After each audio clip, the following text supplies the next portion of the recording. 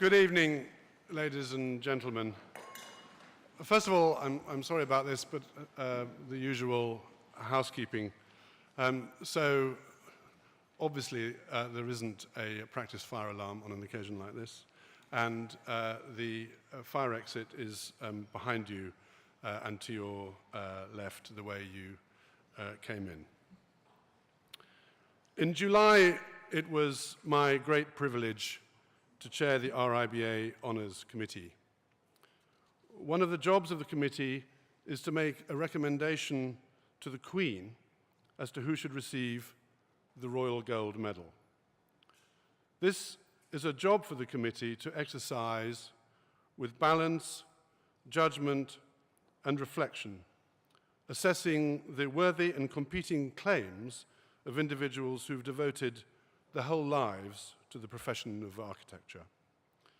We must also consider the legacy an architect has given, not only for their profession, but also for the way in which their work has impacted society. In this regard, our recipient for the 2018 Royal Gold Medal is peerless. He is an architect, a teacher, an exponent of the power of architecture for social change. His work has come to be recognized as innovative and game-changing, and in a year in which housing, for the most tragic of reasons, has become the national debate. His work and his thinking offers a template from which we can and must learn.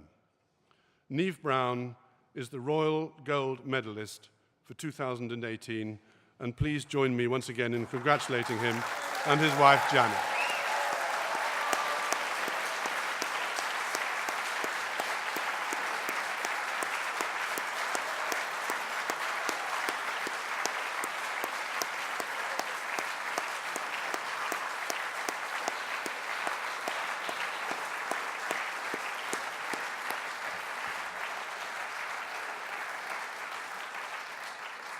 Neave tells us that everything he has ever done has in some way been almost by happenstance, that there was never a plan, and that he has gone from job to job almost as if a benign force of architectural circumstance drew him from one task to the next. Perhaps this is true, and I suspect few of us have actually come to manage and stick to some preordained plan set out in our early 20s. But for an architect who claims that all of his work was done, in his own words, by flying blind, it is worth perhaps challenging that notion a little, if you will permit me, Neave. Neave's UK buildings have been listed. All of them, in fact. A truly staggering achievement. Like us, the DCMS inspectors clearly appreciate that what Neave accomplished in his writing and teaching and in the execution of his craft has been done by the application of a consistent philosophy, a philosophy that we forget at our peril. And as president of the profession, I firmly believe that Neave's Royal Gold Medal is merited for the example that he sets us. We can only benefit from the philosophy that Neave abides by. It is a philosophy that places people and communities at its heart and that refuses to cut corners on quality, on space, and joy. This is a medal truly merited on its own terms. But as we absorb and learn the lessons of the gruesome and avoidable tragedy of Grenfell Tower, Neave's is a philosophy that one cannot help be drawn to for its intelligence and clarity of thought. It is a philosophy that at times has been at odds with prevailing attitudes amongst the politicians and accountants around him. It is a philosophy that remains as relevant and important today as it ever did. Neave trained at the AA here in London, along with a remarkable generation of students that included Kenneth Frampton and Patrick Hodgkinson. And I'm so pleased to be able to welcome some of them here this evening. I know you have made a considerable journey to be here, and Neave, Janet, and I are humbled by your gesture. At Camden Council, under Chief Architect Sidney Cook, who supported Neave throughout, he was the magnet attracting other bright young talents from the architectural firmament to combine to create homes that understood and complemented the fabric of social urban living. It is a phase of his career that has been studied, debated, and celebrated, and it is a remarkable legacy of work that shows us the health and social strength that considered and careful architecture can create in communities. So, I would counter Neave's assertion that there was never a plan and that everything he did was by chance. On the evidence of his work, we can see the consistent and brave application of a generous philosophy.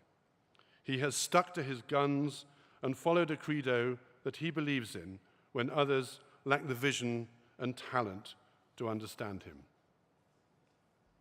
He also told us that he didn't think that the Royal Gold Medal was for people like him. I would say that the Gold Medal is precisely for people like him.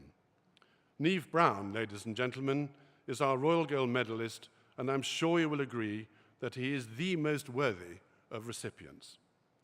Before we invite Neave to speak, I'm delighted to be able to introduce Mark Sweniton, Emeritus Professor of Architecture at the University of Liverpool, and Peter Barber, Reader in Architecture at the University of Westminster and founder of Peter Barber Architects, to the stage to pay their own personal tributes to Neave.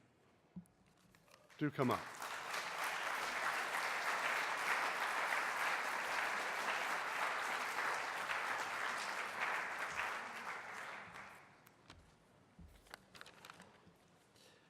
Thank you very much, President. It is hard to think of anyone more fitting today to receive the RIBA Gold Medal than Neave Brown. Between 1965 and 1979, Brown created 3 seminal works of increasing scale and complexity, which together set out a new model for collective housing. First came a group of 5 houses for a housing cooperative in Winscombe Street.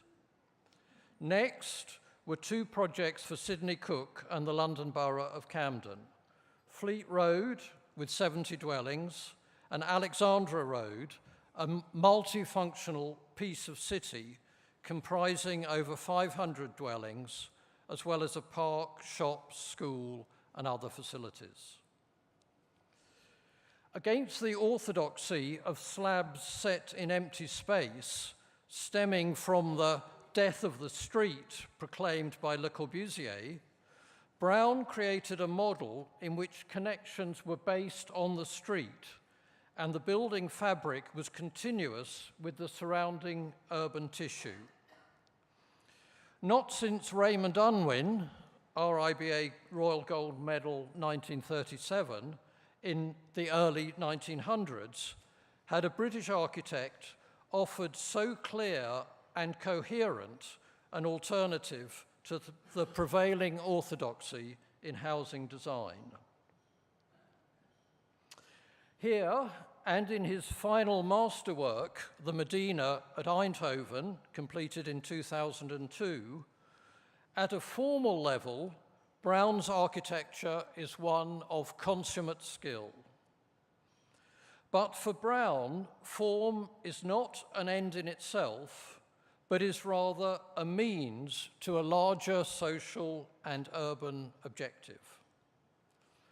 He saw that in designing housing, the architect was above all designing the setting for social life and for social relationships between house and neighborhood, one household and another, public and private, adults and children. And that in the act of making housing, the architect was not simply building in the city or adding to the city, but was actively remaking the city, strengthening its arteries, its streets, and thereby contributing to the health and well-being of society. Thank you.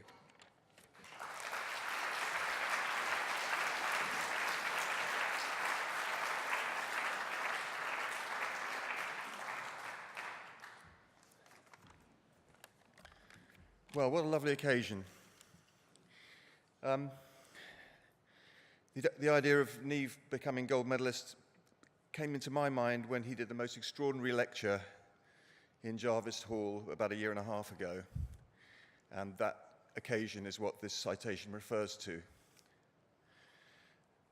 Last year, this legend of UK architecture set the Jarvis Hall ablaze with a scintillating presentation of his unique and extraordinary oeuvre. It was standing room only, and the enraptured audience, students through to old buffers like me, the great and the good, residents of the building, acolytes, all of them, hung on his every word. They lapped up the images of his projects, buildings and streets, terraces, roof gardens, and public parks, alive with greenery and colour, a magnificent backdrop to people's lives. Neave Brown's status has grown and grown over the decades, so that now, in his later years, he finds himself an in-demand, if rather unwilling, architectural celebrity. He's been inspiration to successive generations of architects, and I include myself in that, and students of urbanism. We can see the influence of his ideas and the imprint of his built work in much contemporary urbanism and architecture. Think of the section of Big's famous mountain in Copenhagen and compare it to Neave's Medina urban quarter in Eindhoven, which Mark's just shown a picture of. Think also of Neave's lower-rise, street-based approach to urban housing, unfashionable, derided even in post-war Europe, but now pretty generally accepted and exemplified in projects across the world, from our own Donnybrook Quarter to Borneo Sporenburg in the Netherlands, projects by the likes of Atelier Bauau in Japan, Neutlings in Holland, Mateus and Alvaro Caesar in Portugal. The award of the RIBA Gold Medal this year to Neave Brown is absolutely timely, given the chaos and deep misery created by successive governments' laissez-faire attitude to housing and urbanism. It signals loud and clear the RIBA and the profession's commitment to the social project of architecture, the redemptive capacity of buildings, and our belief that the city is both a work of art and a powerful agent in the liberation of people and the improvement of their lives.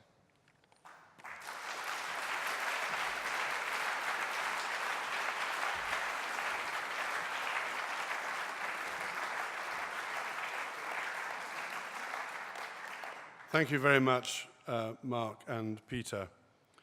Now, one of the remarkable features of Neave's nomination for the Royal Gold Medal was the sheer volume of support he had from the residents and users of the buildings that he designed, most notably from the residents of Alexandra Road. So speaking on their behalf, I'm very pleased to be able to welcome Elizabeth Knowles, who is the chair of Alexandra Road Residents Committee.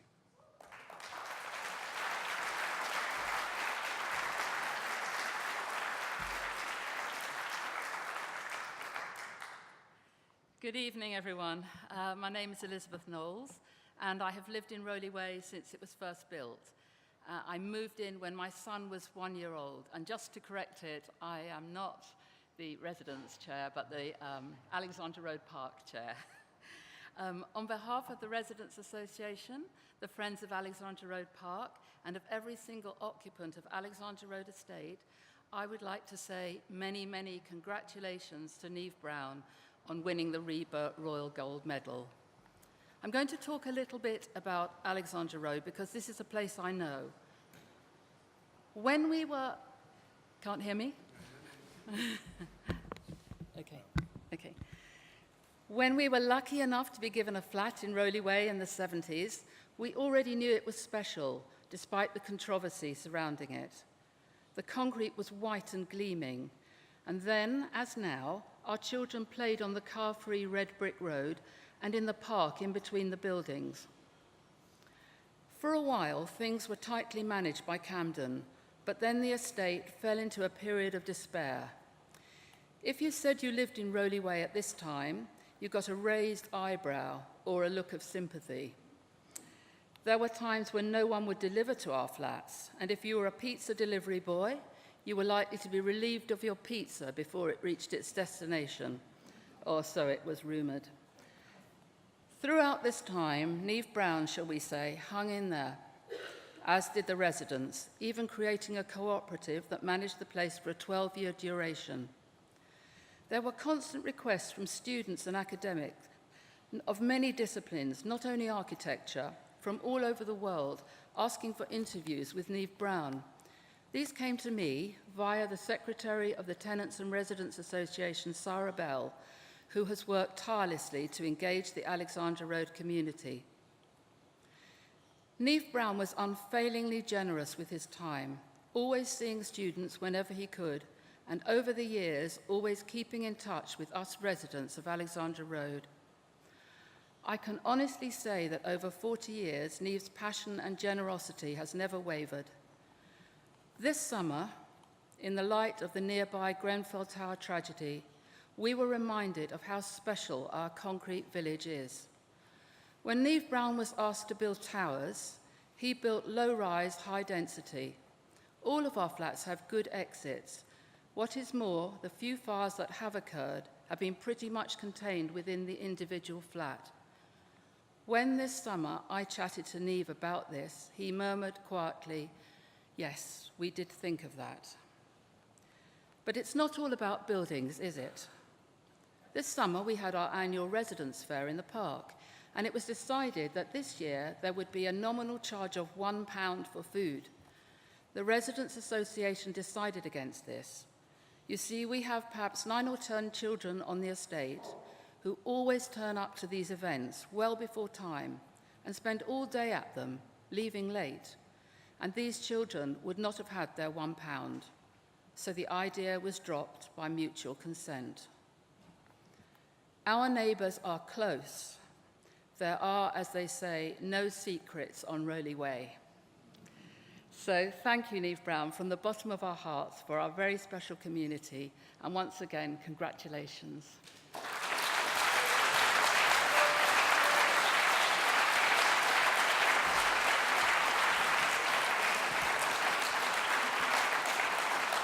Thank you very much, Elizabeth.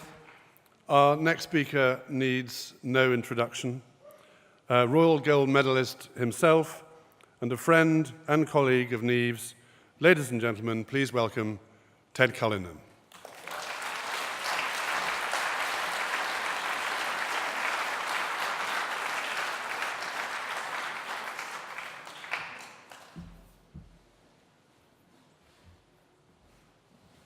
I made it. At the risk of things getting a little repetitive, I'm going to say to you that Neave was at the AA 2 years before me. 2 years before me, with a group of wonderful architects who were training at that time. In those days, students belonged to camps, 4 camps usually, and are designed according to Mies van der Rohe, Le Corbusier, Frank Lloyd Wright, who had a small following, and Alva Aalto, who mostly was concentrated on in Cambridge. So I know of Neave. I knew of Neave as a Corbusian well before I met him. At least I thought he was a Corbusian, and others did. As I got to know him, as a staunch good friend, he lived in a house of his own design at Winscombe Street in Lower Highgate. I call it Lower Highgate. Others of us call it Camden Town. Some even Kentish Town. This scheme, 5 houses in a row, facing up the street and north up the street and south across its own private balconies onto a large shared garden space, owed much to Le Corbusier, but much more to Neave Brown, especially in the details. You've already seen on the slides that wonderful stair that actually divides the spaces that need, cuts off, separates the spaces that need cutting off, and unites the whole in a great gesture of its own. So in a way, this talk is a short talk on Neave's growth from Le Corbusier, growth towards unique Neaveness. In some ways, that's what this talk is about. And it'll be about 3 more housing schemes.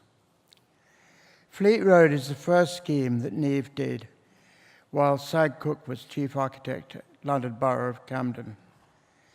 Here he has developed his thinking to produce an overground mesh of 3-story interlocking dwellings, access paths and roof gardens, covering an acre or more of North London. In some ways, a kind of horizontal block of flats, a unique invention of his own. He now lives there himself with his wife, Janet, and they run the only lovely house on the estate where you can have supper on haggis, what are they called, those birds? Pheasants, all those things that come down from Scotland. And it's just lovely to be there. Alexandra Road is the second great scheme that Neave Brown designed and supervised for Camden. Here we find a substantial further development of his own unique contribution to the design of local authority housing. Along the north side of this large site is a busy curving railway line carrying express trains.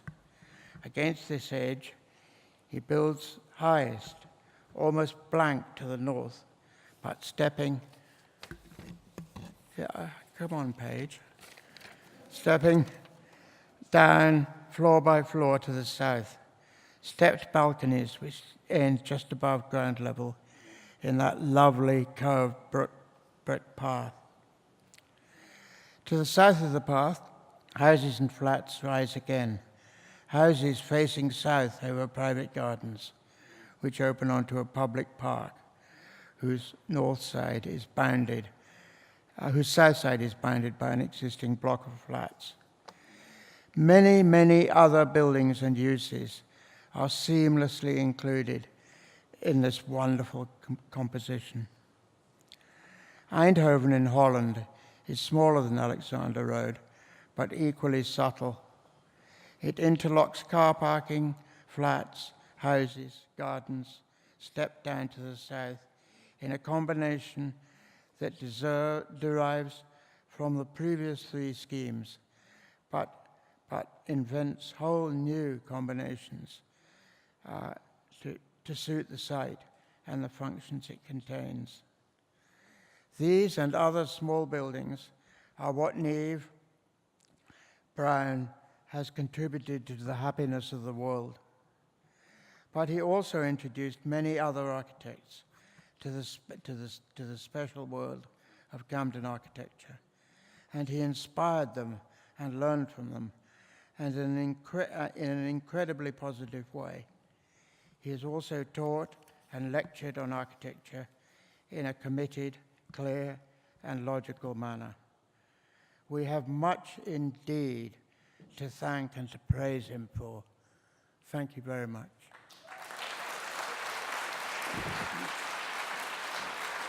Brilliant, thank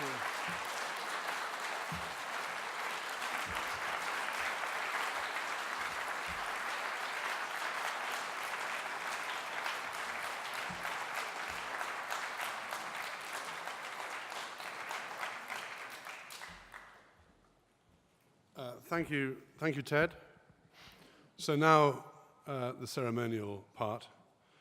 So, ladies and gentlemen, it is my great honor and privilege to invite the 2018 Royal Gold Medalist to the stage. Please be upstanding for Neave Brown.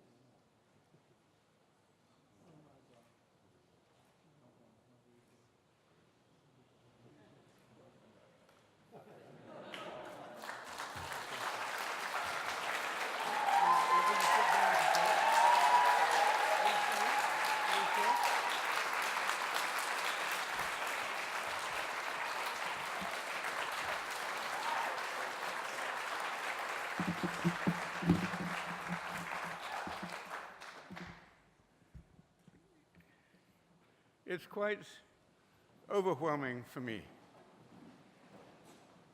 and in a curious way, totally unexpected, because I did my work as an architect, and it seems to have been noticed one way or another.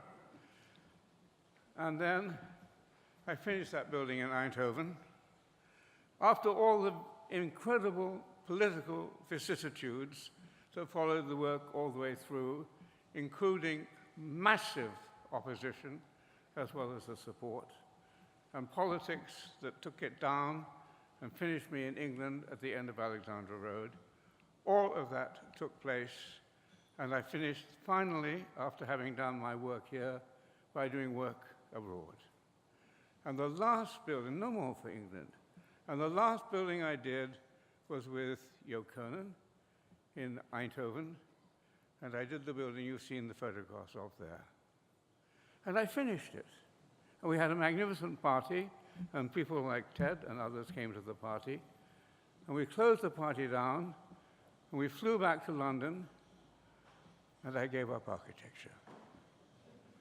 And I went then, in my 70s, to art school. And the curious thing about it is I did a first-year foundation course with the young, and then I did the 3-year degree course, and I've been a painter and a sculptor, not a sculptor, an etcher and a drawer and a life drawer, and one thing and another, in a way, ever since. But the curious thing I want to make as a point now is that without it being a repudiation, I literally stopped being an architect completely and gave it, so to speak, up. I no longer renewed my architecture magazines. I talked to my friends, but we didn't talk about architecture. And I did that curious thing of an old man going back to the young man that he wanted to do when he was 18. I became an artist.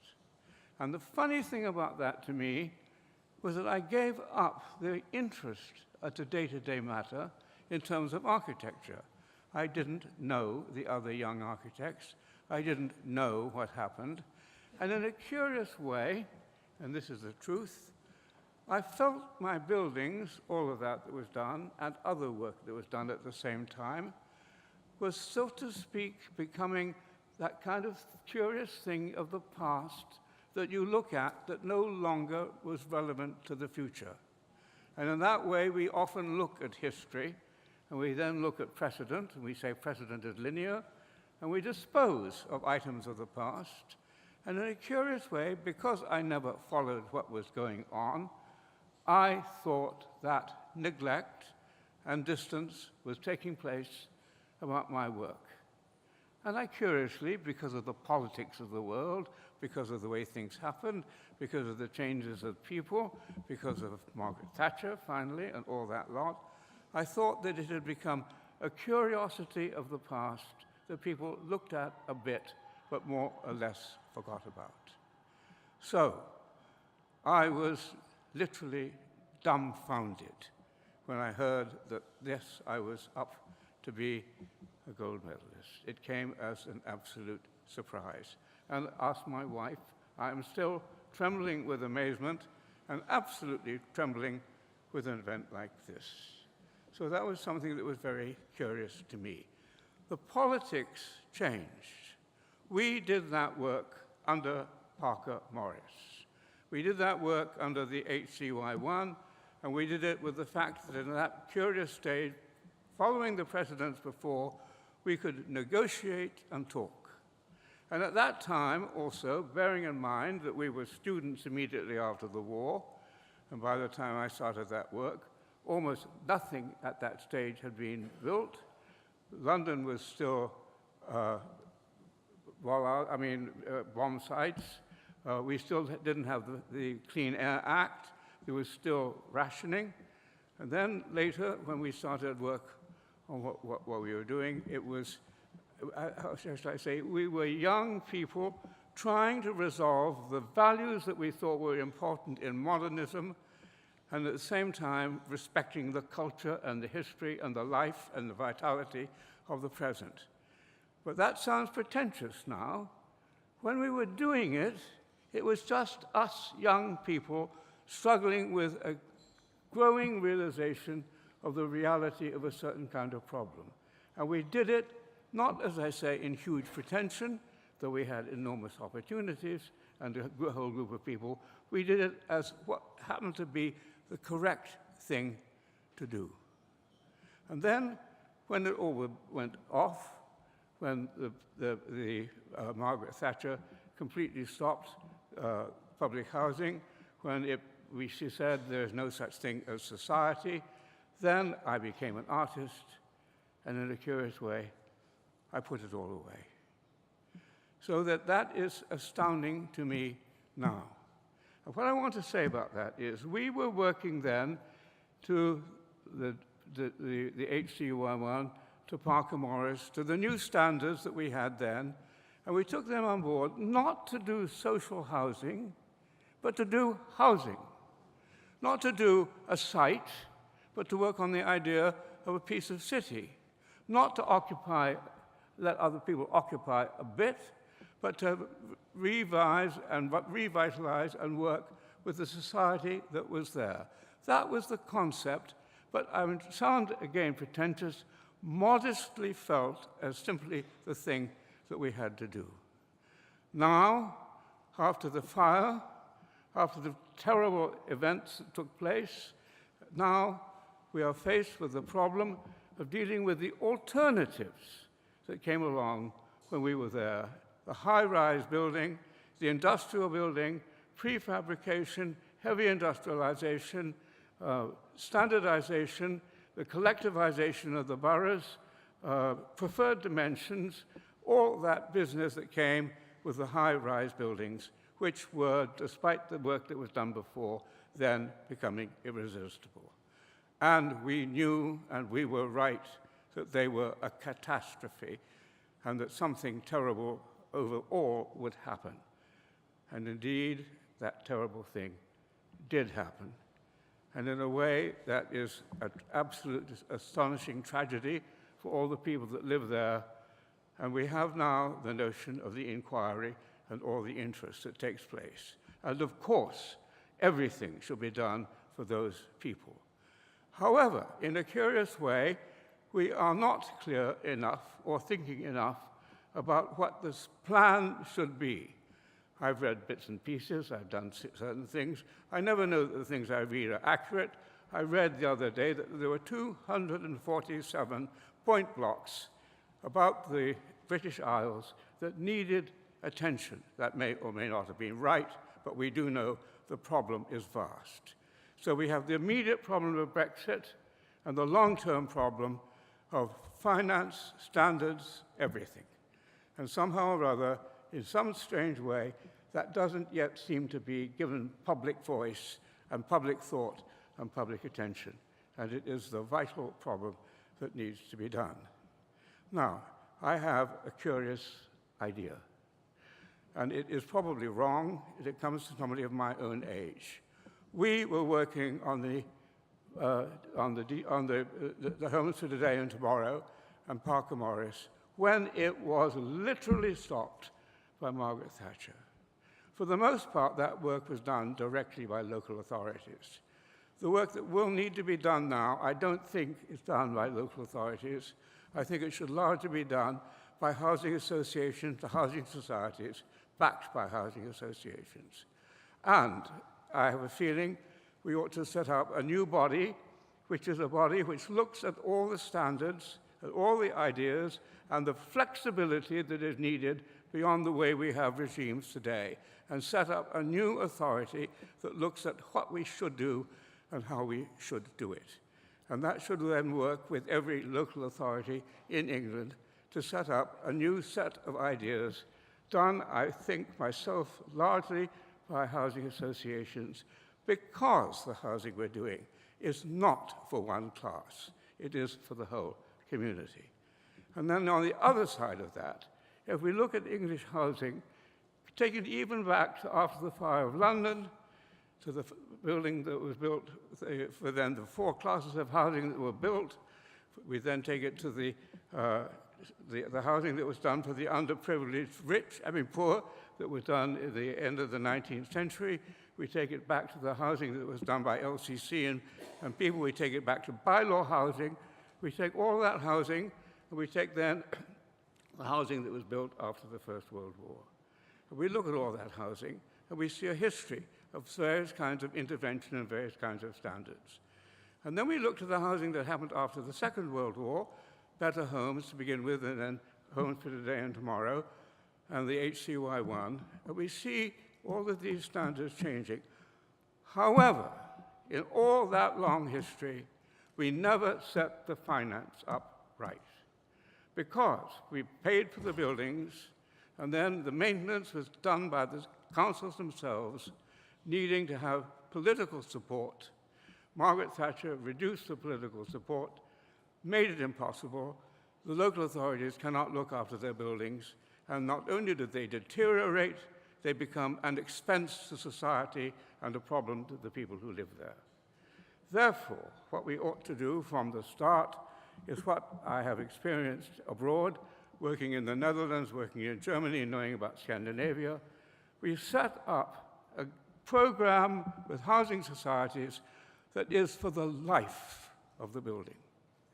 That involves expense for tenants, tenant management, maintenance, certain kinds of events, all the life of the building. However, the curious thing is, as I understand it and having worked abroad, the finance, though it is expensive to begin with, immediately improves because the buildings improve. And it immediately improves because of inflation. And the problem is then solved because all those buildings that are public buildings done with public finance as a plan by the housing societies become the basis of an equity for the next stage of public housing. And that needs a body of authority and thought. Now, I probably have it wrong, but the basis of the idea that we have to set up a system that is flexible, has standards that can change, standards that can be adjusted to each particular site, even when we are now rebuilding from our tower blocks. So that is the kind of notion I have, possibly, of a way ahead. So that's enough, I think, except for me to say it's absolutely staggering and unbelievable for me here to say thank you to all the people who I worked with, who were supportive and in their own way then creative. And thank you to the RIBA for the gold medal. Thank you.